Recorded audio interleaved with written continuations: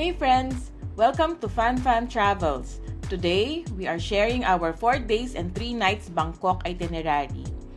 We are so excited that after a long time, we are going back to experience the sights and sounds of Bangkok, Thailand. Today, we are traveling via, again, Philippine Airlines and we are checking in here in Naiya Terminal 1.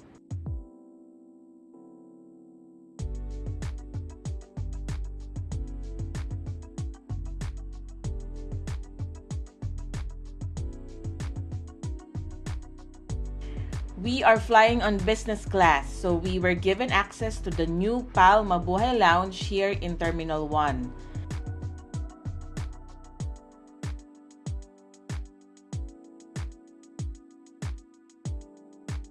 This newly opened Mabuhay Lounge is huge and I should say better than the old Mabuhay Lounge in Terminal 2.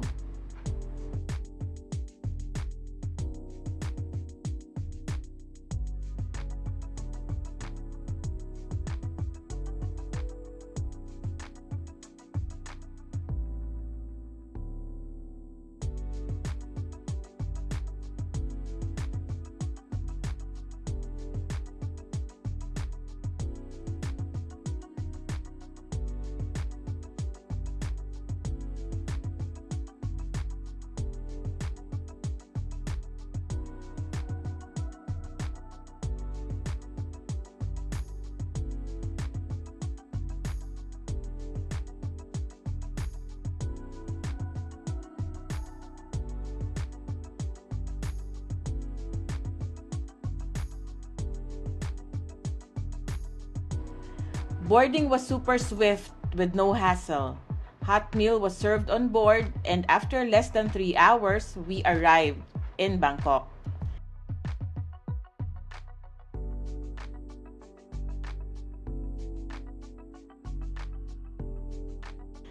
After the immigration, we claimed our baggage at the assigned carousel. It was pretty quick and after a few minutes, we are on our way to the airport link.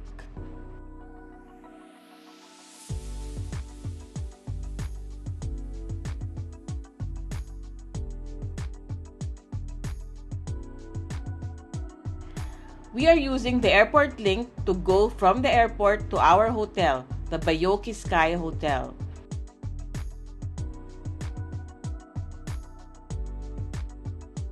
Of course, we need tickets and it's very convenient. There are ticket machines at the airport.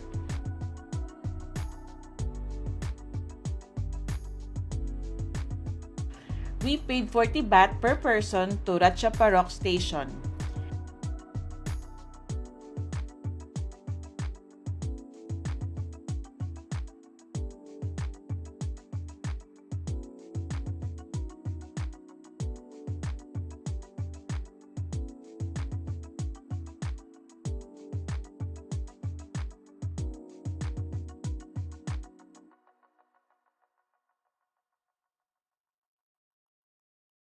Airport Link is one of the option or mode of transportation from the international airport going to the city.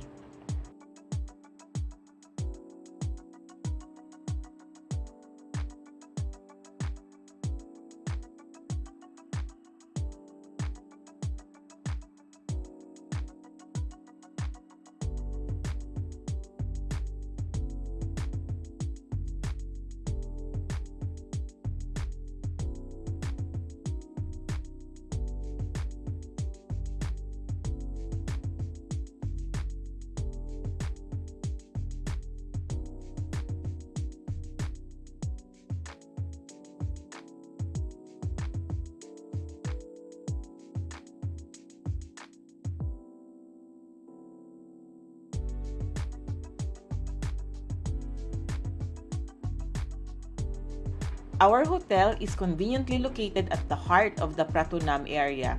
We are staying at Baiyoke Sky Hotel, which is just about 8-minute walk from the airport link station.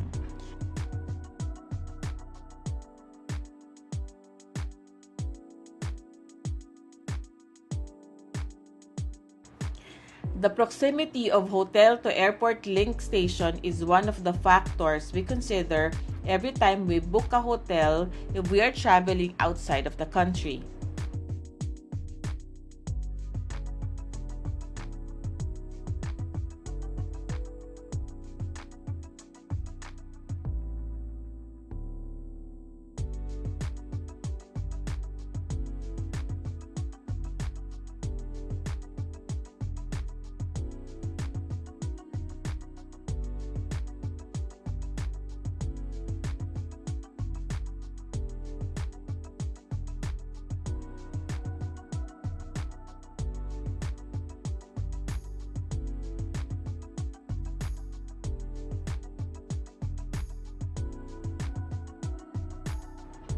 After about 2 hours since we arrived here in Bangkok, we are now off to our first itinerary, the Siam Paragon.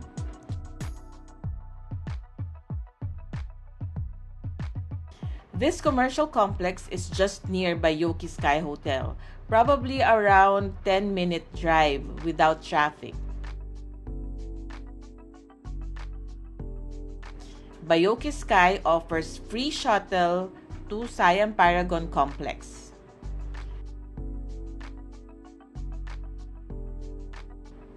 There's a food court here in Siam Paragon. Of course, there are plenty of dining options here. First stop is the Tip Samay Pad Thai. It's a Michelin dish and they say that this is the best Pad Thai in Bangkok. We were so lucky also that there's another Michelin dish available here, Goang Pratunam chicken rice.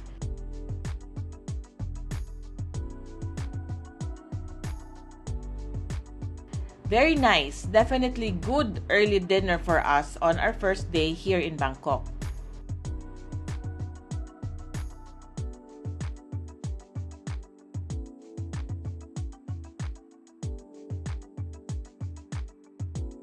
For day 2, we are having our early breakfast at the 81st floor of the hotel.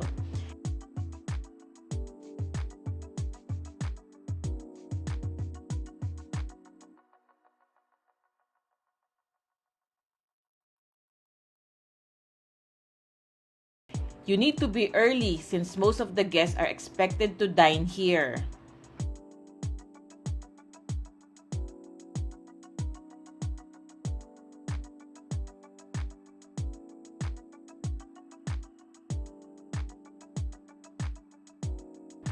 They actually prefer having breakfast here because of the outdoor deck option. Excellent breakfast options with stunning view of the city.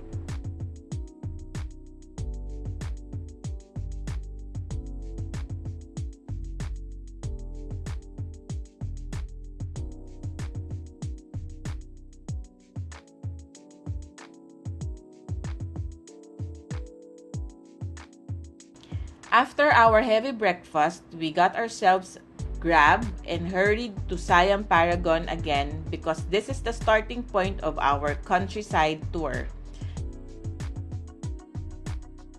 We got there early and waited for the group.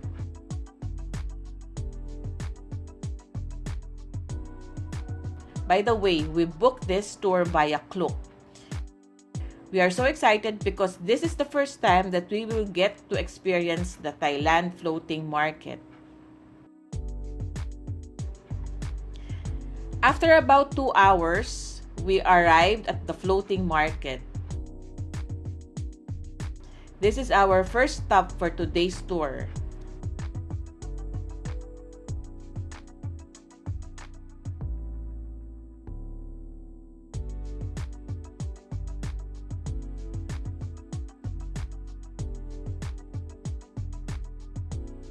After several minutes of waiting, our boat finally arrived.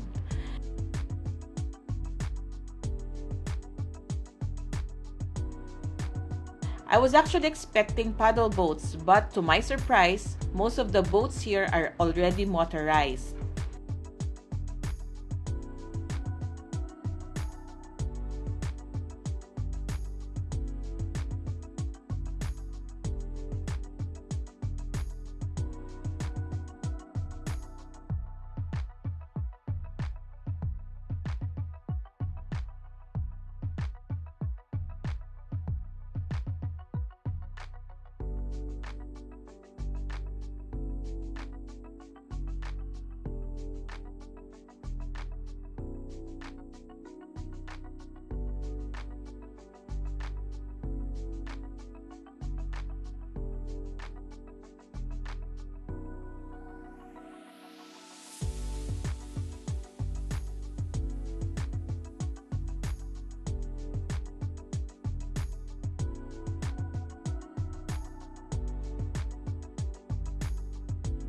Lots of stalls here lined up at the canal selling all kinds of stuffs, from paintings to clothes to home decors. You'll find it all here.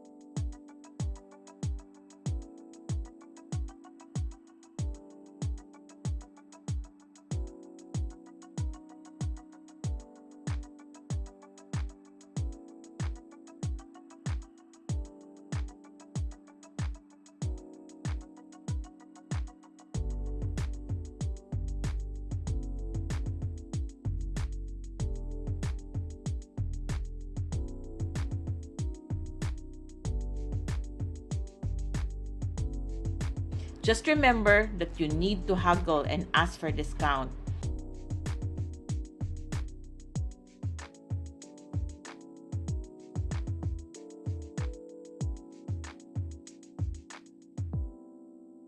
Well, they say that prices here is relatively higher, so ask for around 40% discount.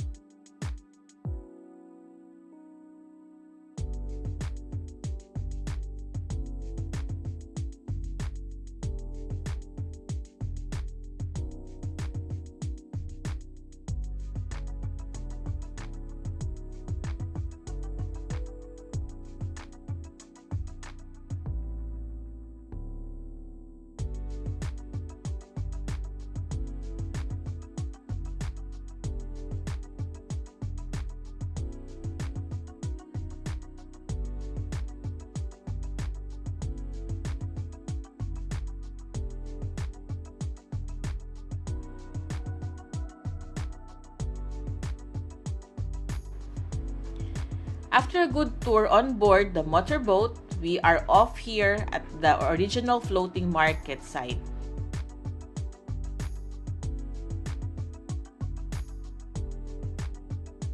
And this is where we will have our lunch.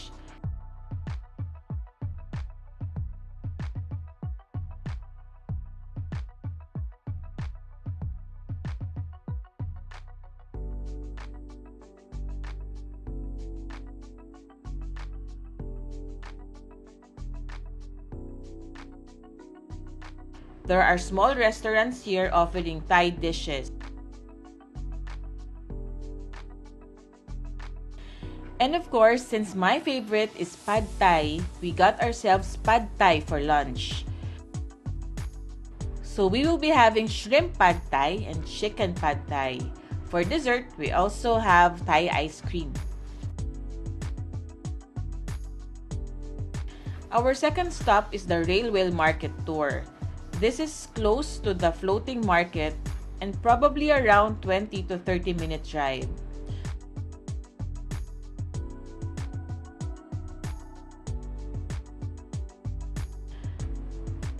We are also very excited because it's also our first time to experience this tour.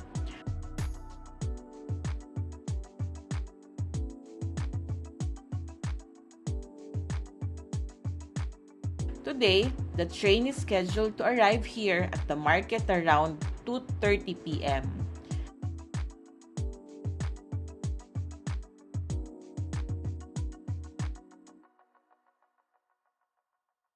So while waiting for that, we went all the way from the start to the far end of the railroad to check stalls here at the railroad market.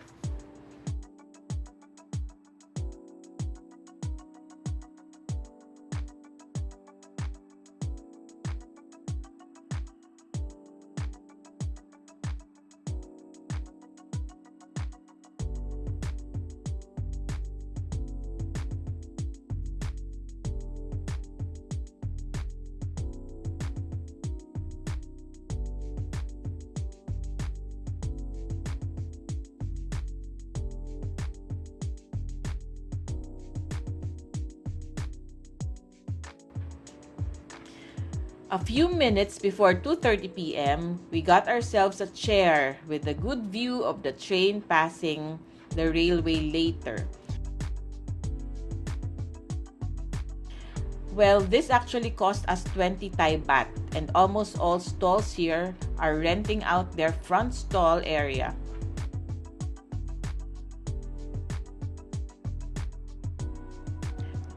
The train arrived on time, as expected, 2:30 p.m.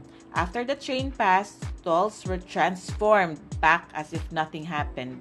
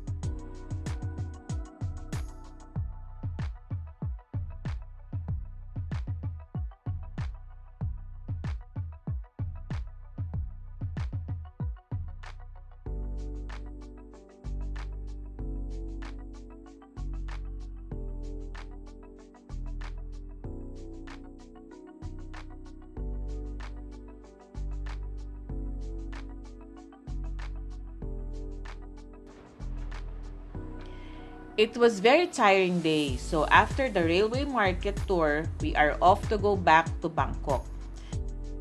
Heavy traffic as expected, and it took us more than 2 hours to travel back.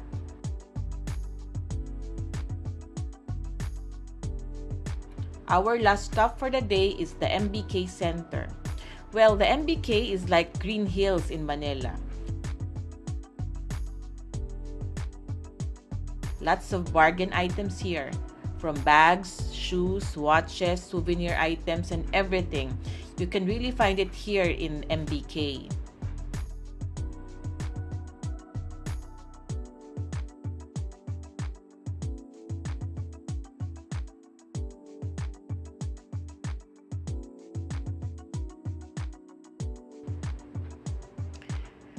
We are on our way to our third day here in Bangkok. For today, we are off to do the do-it-yourself temple tour. First in our list is, of course, the reclining Buddha. This is a must-visit when you go to Thailand, the Wat Po Temple. We took Grab going here, and as expected, there are lots of tourists visiting this temple. Take off your shoes as you enter the reclining Buddha.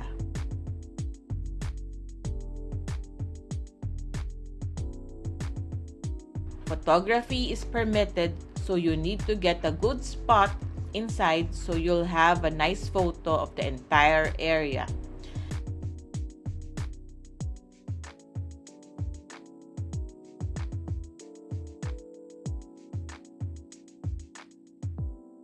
This is not my first time to see this, but every time we go here, we can't help but to admire this reclining Buddha structure.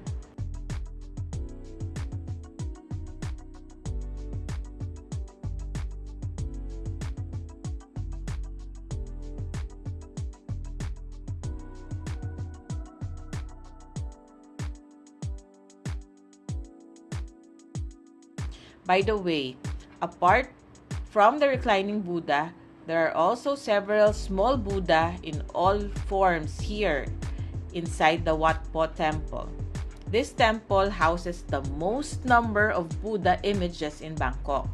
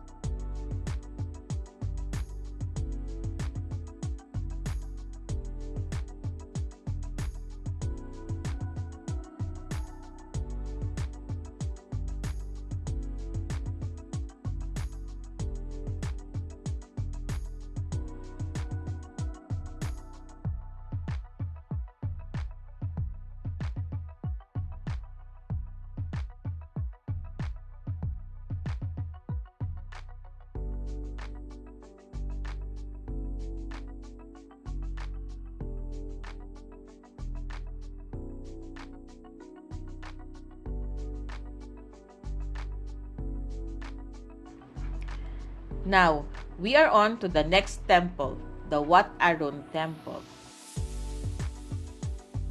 This temple is close to the reclining Buddha, but you need to go there via boat to cross the river.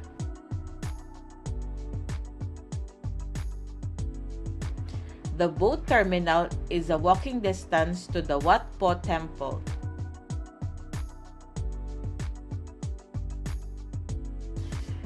Pay a minimal fee for the boat ride, and after less than probably 5 minutes, get off the other side and walk towards the Wat Arun Temple.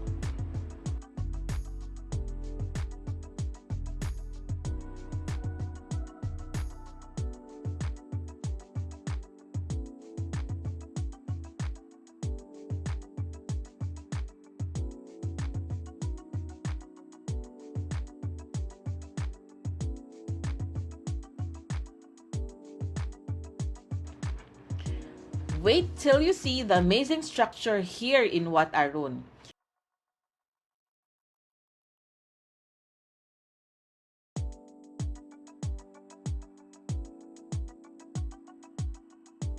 Lots of tourists, both local and foreign tourists, visiting this temple. This temple is so Instagrammable. In fact, there are Thai costume rentals here. Similar to Korea, you'll see several tourists in local Thai dresses roaming around and taking pictures.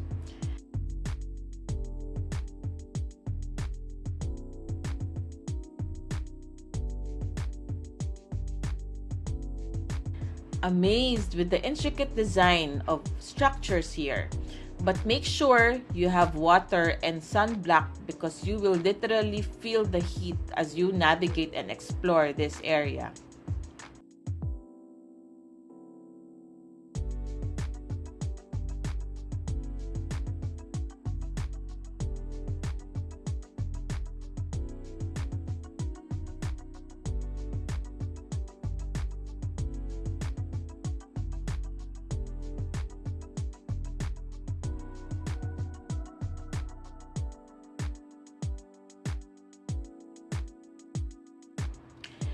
Apart from the structures here in Wat Arun, the sitting Buddha is also the main attraction here.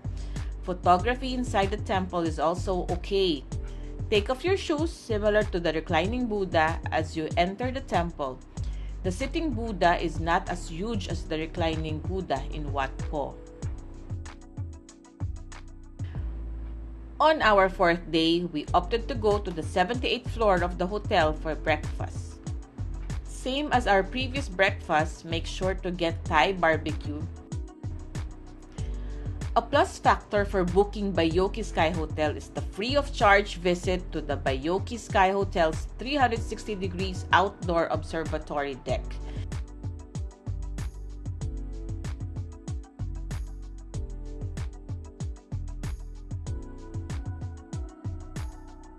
If you are not an in-house guest, I think you need to get a ticket to be able to visit this floor and get a very nice view of the Bangkok skyline. By the way, Baiyoke Sky Hotel is one of the tallest buildings here in Bangkok. So most of the tourists are really booking a seat for a dining experience in this hotel.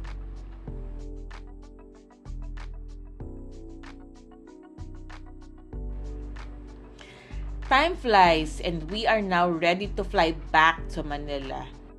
By the way, there's a free shuttle from the hotel to the airport link. Checkout was very fast, and after that, we waited for the shuttle to bring us to the airport link.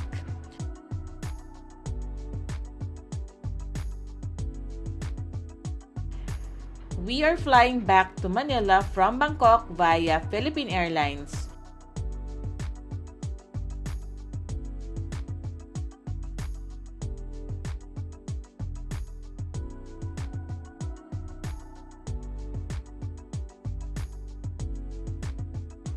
As expected, no hassle boarding PAO flight.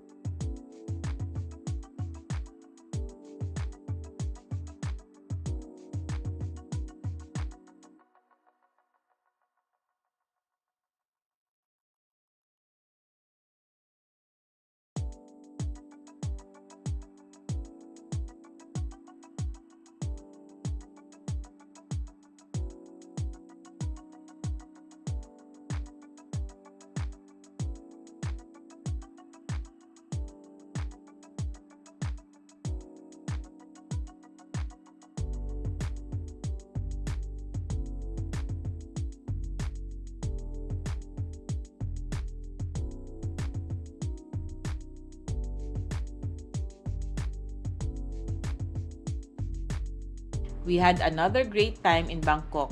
Off to our next adventure.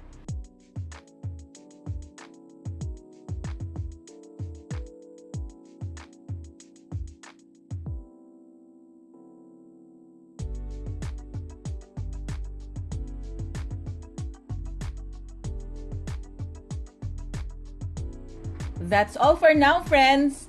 Like and follow Fun Fam Travels for more family-oriented travel experience.